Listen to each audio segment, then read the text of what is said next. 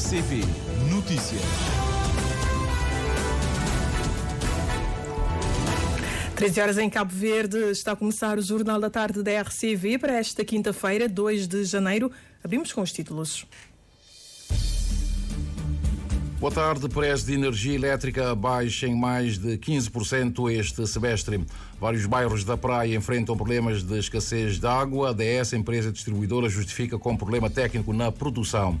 CCSL perspectiva melhorias no mundo laboral neste novo ano e apela a mais diálogo entre as partes. O presidente do Haiti exige da França o reembolso do montante que o Haiti pagou para se tornar país independente. Bolívia anuncia a entrada formal nos BRICS, que deve crescer ainda mais neste 2025. Ainda neste jornal, o insólito caso de um avião que decolou em 2025 e aterrou no destino em 2024. Estas e outras notícias para acompanhar neste jornal, edição e apresentação do jornalista Anatólio Lima. Boa tarde.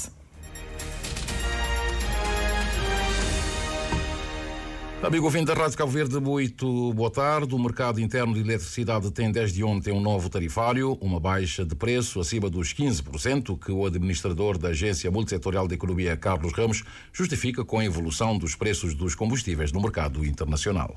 As novas tarifas para a eletricidade, que entraram em vigor a 1 de janeiro de 2025, registrou uma descida média, no caso da IDEC, em um pouco mais de 17%, e no caso da AIB, Águas e Eletricidade Boa Vista, em cerca de um pouco mais de que 12% da descida.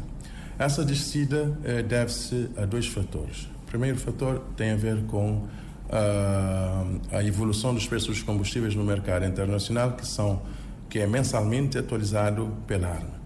Ou seja, houve uma redução dos custos com os combustíveis de julho a dezembro, que ditou uma redução dos preços da eletricidade, mas também foi retirado das tarifas de eletricidade o valor para a recuperação do déficit gerado em 2022, a quando do início da guerra na Ucrânia, em que os preços dos combustíveis dispararam e que o preço final aos consumidores em julho de 2022 foi inferior aos aumentos dos combustíveis verificados nesta altura. Então, o déficit gerado de julho de 2022 a dezembro de 2022 já foi recuperado nesses 2 anos e por conta disso foi retirado também esse valor do tarifário da eletricidade, e neste momento também esse sim é que teve um grande impacto na diminuição dos preços da eletricidade, no caso, corrigindo, teve um grande impacto na diminuição das tarifas de eletricidade no mercado interno. Cabo Verde tem uma das tarifas de energia mais caras do mundo, reconhece o administrador da ARM, que vê no novo tarifário uma forma de proporcionar uma maior folga financeira às famílias. Eu acho que é reconhecido que nós temos as nossas tarifas de eletricidade comparadas com as outras realidades é bastante alta. Isso seria um grande alívio para todos os consumidores durante pelo menos 6 meses. Vamos estar a monitorar também a evolução dos preços dos combustíveis nos próximos 6 meses, e em julho de 2025 teremos também uma nova indexação, e esperemos que a situação mundial, a conjuntura mundial seja favorável para que não haja mais aumentos da tarifa, porque sabemos que isso tem uma implicação forte nas finanças de cada família. O novo tarifário vigorará até 30 de junho. A partir desta data, a Agência Multissetorial de Economia fará uma nova revisão dos preços de acordo com a evolução dos preços dos combustíveis nos mercados internacionais. O abastecimento de água da praia está afetado por avaria num sistema de produção, segundo a empresa distribuidora ADS. A empresa Águas de Santiago informou que o abastecimento da água da praia está comprometido devido a uma avaria no sistema de produção gerido pela entidade produtora. Em comunicado, a empresa esclareceu que todos os esforços estão a ser feitos para garantir o restabelecimento do fornecimento o mais rapidamente possível.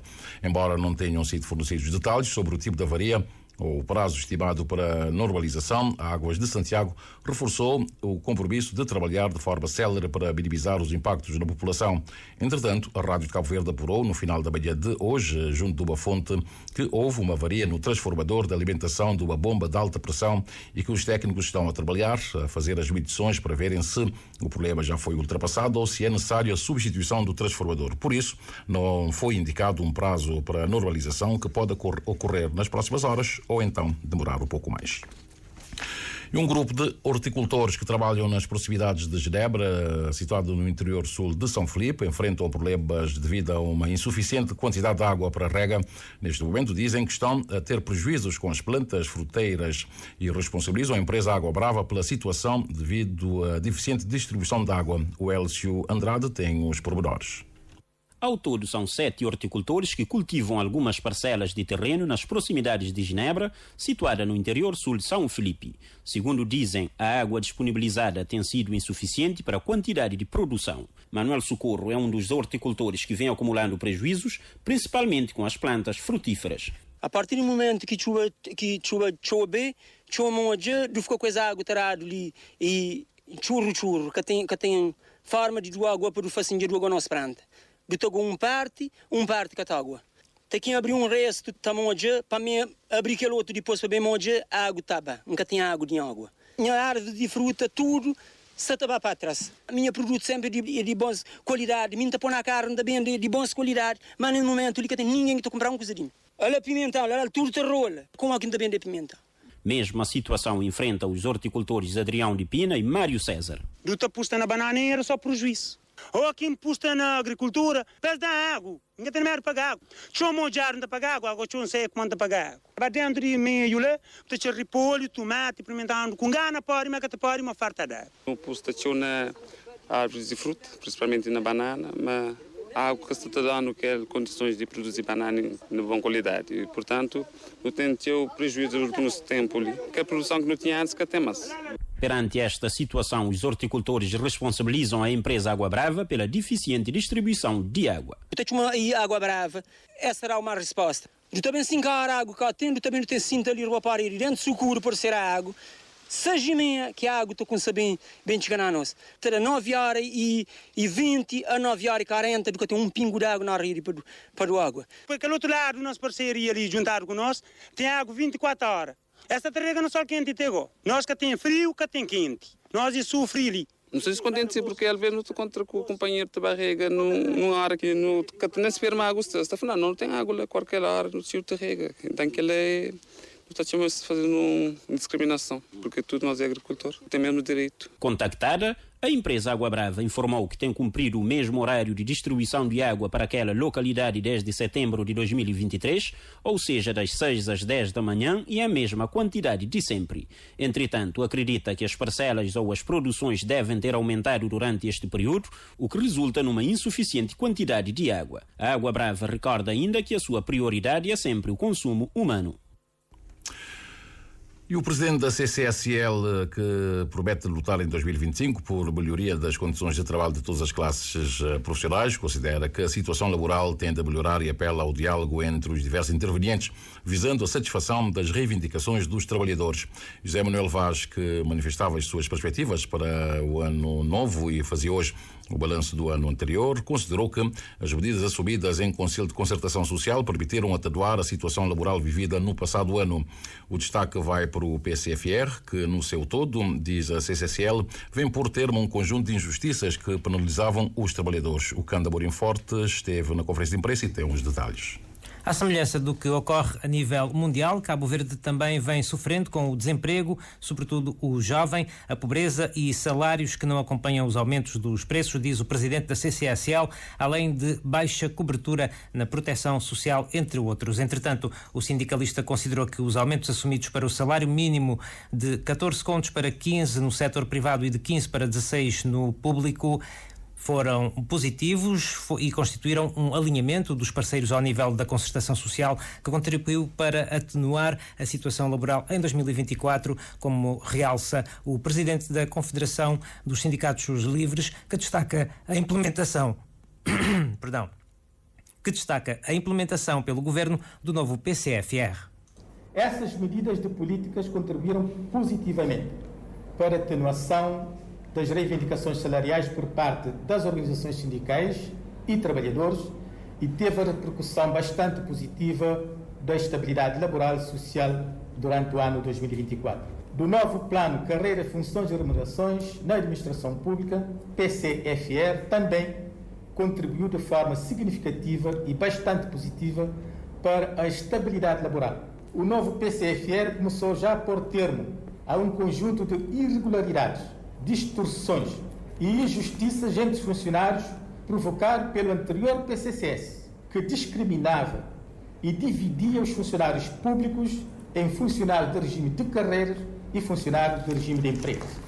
O acordado em sede de concertação social para o salário mínimo aponta aumentos de 15 contos para 17 no setor privado e de 16 para 19 contos no setor público a partir de 1 de janeiro. Nesse quesito, José Manuel Vaz apela à vigilância. Enfatiza, no entanto, que agora começa uma nova fase em que os sujeitos parlamentares devem pôr-se de acordo quanto a um conjunto de medidas já acordadas para várias classes profissionais. Paralelamente a essas medidas, os parceiros sociais do Governo, em 2004, acordaram na implementação do novo Estatuto, grelha salarial, lista de transição do pessoal da classe docente, os médicos, os enfermeiros e pessoal do apoio operacional do setor da saúde e que neste momento se encontram na fase final de negociações no Parlamento, ao qual a CCSL congratula-se com a medida e augura votos de entendimentos entre os sujeitos parlamentares.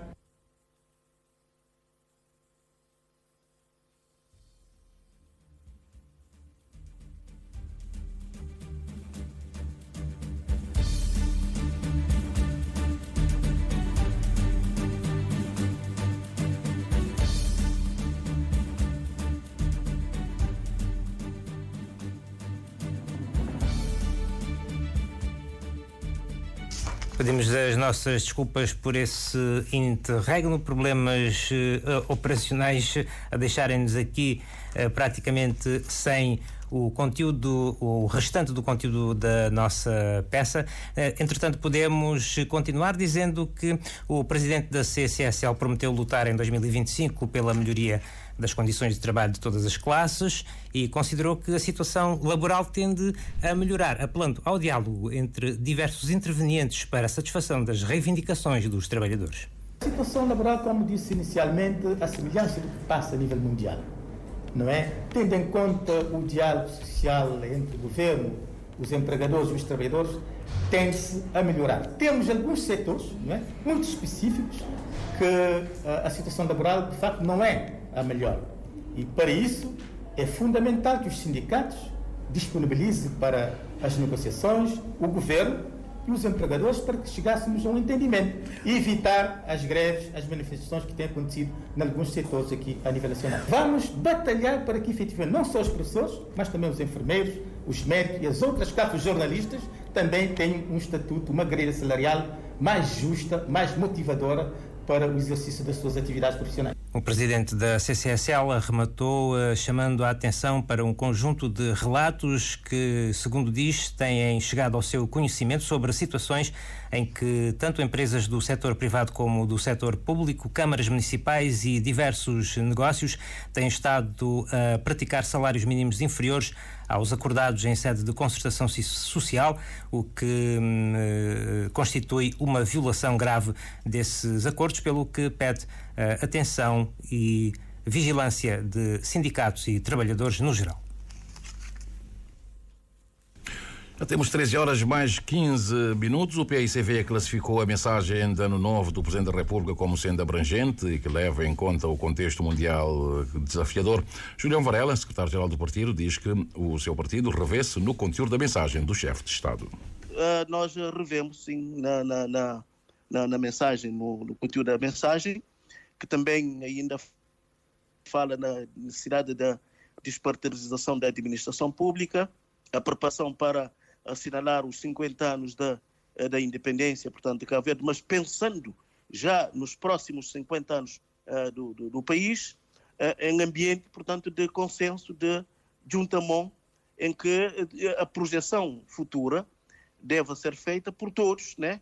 De forma, portanto, descomplexada, de forma participada, de modo a podermos projetar o país que nós precisamos nos próximos anos. Naturalmente, também fala da necessidade de melhorarmos algumas situações, como é o caso da saúde, portanto, apela a um consenso relativamente a políticas de saúde no domínio da educação, da segurança e dos transportes. Os grandes problemas que efetivamente impedem, criam obstáculos ao processo do desenvolvimento do país, de maneira que tudo faremos naquilo que for possível da parte do PAICV, portanto, contribuir para que haja um ambiente apropriado para enfrentarmos os desafios.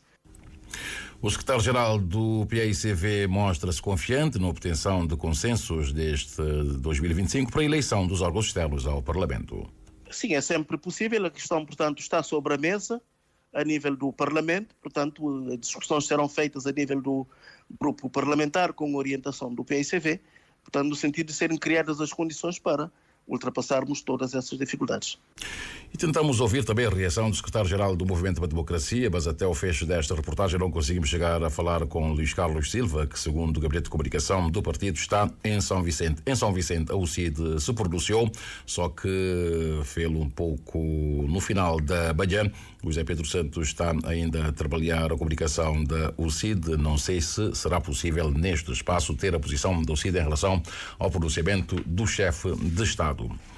E a Associação Escola de Futebol da Chada Grande Trás e a Embaixada do Luxemburgo assinam na tarde de hoje um protocolo que visa o desenvolvimento do desporto e a inclusão das jovens atletas, meninas atletas, garantindo o pagamento de mensalidades e equipamentos de treino. O projeto, denominado Desporto como Fator de Inclusão, dispõe de um montante aproximado de 600 contos. A Dina Almeida falou com o responsável da escola. A parceria firmada entre a Associação Escola de Futebol de Achada Grande Trás e a Embaixada de Luxemburgo tem um significado especial, por ser a primeira vez que firmam um acordo com a Embaixada logo no início do ano de 2025, assegura Dulcelino Costa, vice-presidente da Associação. Uma parceria que busca dar continuidade ao projeto Desporto como fator de inclusão. Eu tenho um projeto que, infelizmente, só nasceu, que era financiado pela cooperação portuguesa, que era especificamente promove a inclusão de desporto através de financiamento que as meninas pagam as mensalidades, os equipamentos de treino, quando você tem menininhas que têm mais dificuldade naquele aspecto, especificamente que as menininhas que até conseguem ter acesso a desporto, por N motivos, aproximadamente a 600 pontos, então não ter conseguido um mãozinho. Então, ser gratificante para toda a comunidade e para a si. Atualmente, a associação trabalha com cerca de 30 atletas femininas com idades entre 5 e 17 anos. É um valor bastante para nível nacional, tendo em conta que ainda desporto, ainda mais futebol é um nicho que é titular para rapazes, mas, no entanto, prática tem que ser para todos. E anos transados não tinha séniores também, mas só na escalão feminino. A falta de recursos humanos e financeiros é um dos principais desafios da associação, que tem se mantido por 12 anos com base em voluntariado. Um dos grandes objetivos para este ano é a construção de um espaço próprio. Infelizmente não está num espaço alugado até agora, mas não tem desafio para 2025. Com o projeto já aprovado e com planta de localização da Câmara já aprovado, da início da construção de pelo menos que está a ser uma estrutura funcional, como o montante do projeto da sede ronda os 24 mil contos. Então, não tem o objetivo desse ano fazer nessa primeira parte, mas não fazer por fase, que é 5 mil contos para fazer uma estrutura funcional para parte de despesas que é feita de tempo para poder dar também mais abrangência à comunidade. Com a parte logística já finalizada, a associação conta com o apoio de parceiros que prometem apoiar na construção faseada de um espaço próprio em Achada Grande Trás.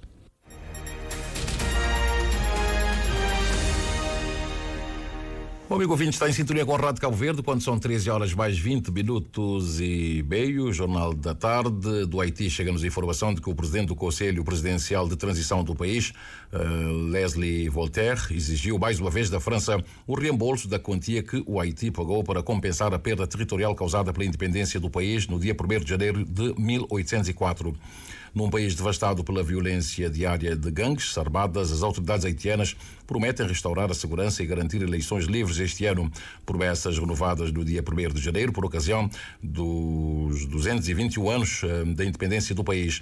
No seu discurso, Leslie Voltaire, atual presidente do Conselho Presidencial de Transição, aproveitou para reiterar o que já tinha formulado no final de setembro no pódio da Assembleia Geral da ONU, que a França, antiga potência colonizadora, deve pagar a dívida do Haiti da independência, uma quantia equivalente a várias centenas de bilhões de euros que a França exigiu na altura para compensar a perda de território.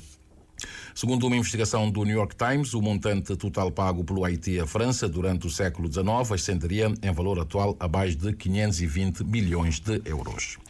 27 corpos de migrantes da África subsaariana foram recuperados ontem e outros 83 foram resgatados após o naufrágio de 2 barcos ao largo da costa da Tunísia, numa tentativa de chegar clandestinamente à Europa, de acordo com a France Press. Cerca de 110 pessoas, todas de países subsaarianos, estavam a bordo de 2 embarcações improvisadas.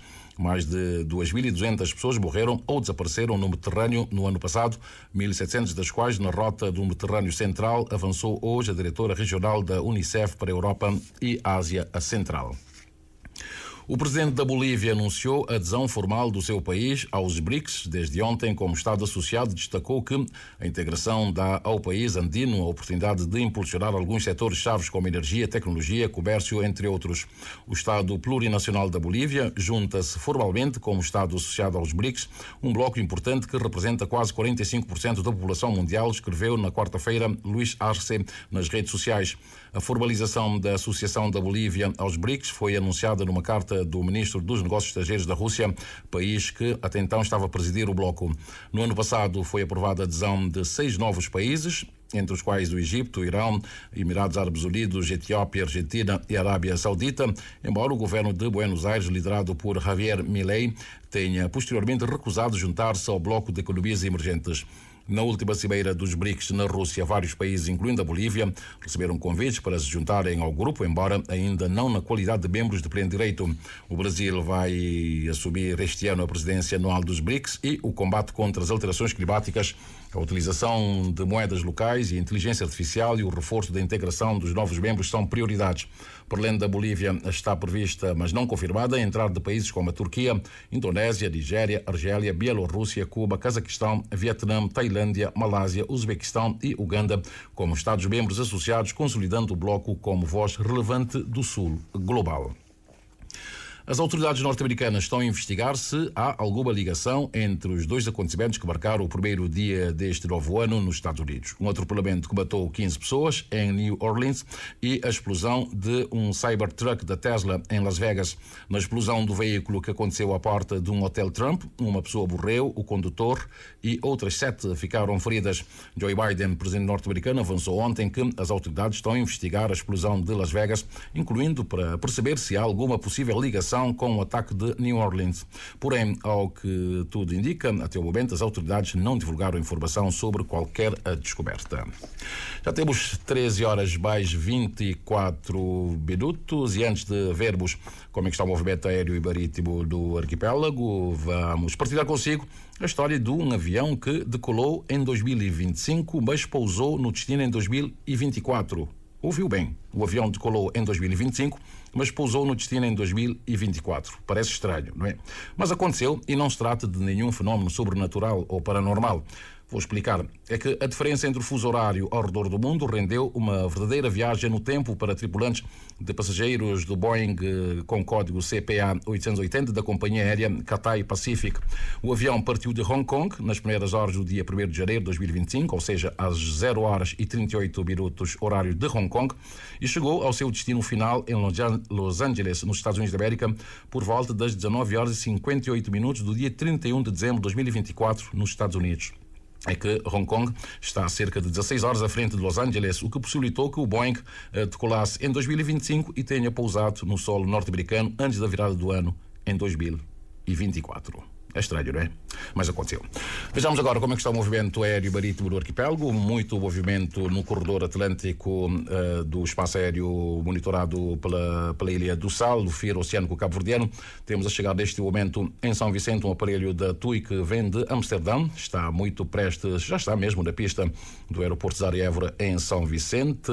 Para a Ilha do Sal deve chegar já um aparelho. Já chegou também o aparelho da TACV que partiu de São Nicolau. Já está na pista do aeroporto internacional Cabral na Ilha do Sal. Para Boa Vista vai um aparelho da TUI que vem de Manchester com a aterragem prevista a 1 hora mais 47 minutos e está prestes a aterrar na Boa Vista um outro avião também da TUI, vem de Birmingham no Reino Unido com a aterragem prevista daqui a pouco a 1 hora mais 32 minutos. De resto, várias aeronaves no corredor a fazer ligação da Europa em direção à América do Sul, que está então a fazer com que haja um movimento expressivo neste momento no corredor controlado pela FIR Oceânica do Sal.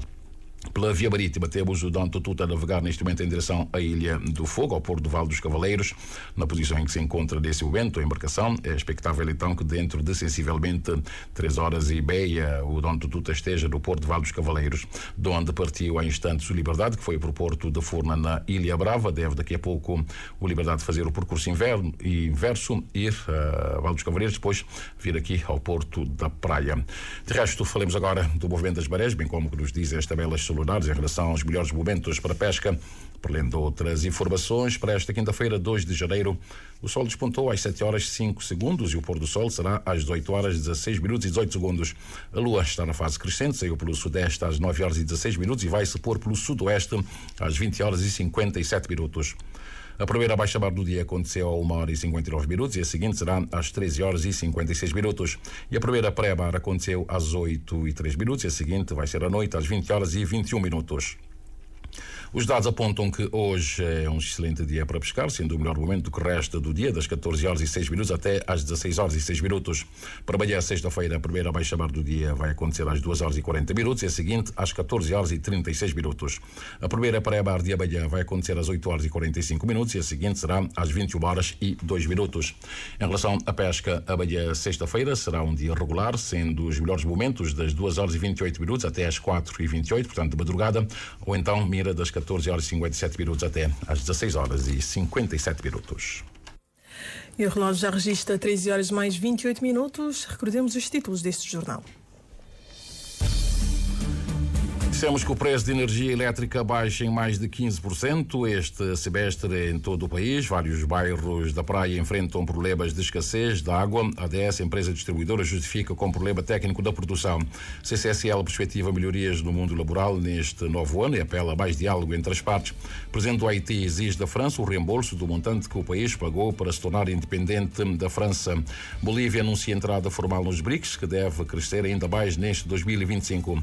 E também contamos a insólita história de um avião que decolou em 2025 e pousou no destino em 2024 devido à diferença do fuso horário entre Hong Kong e Los Angeles, nos Estados Unidos da América. Anatólio Lima com as notícias deste informativo das 13, quando já temos 13 horas mais 29 minutos. Mais informações em www.rtc.cv e na aplicação RTC Mobile.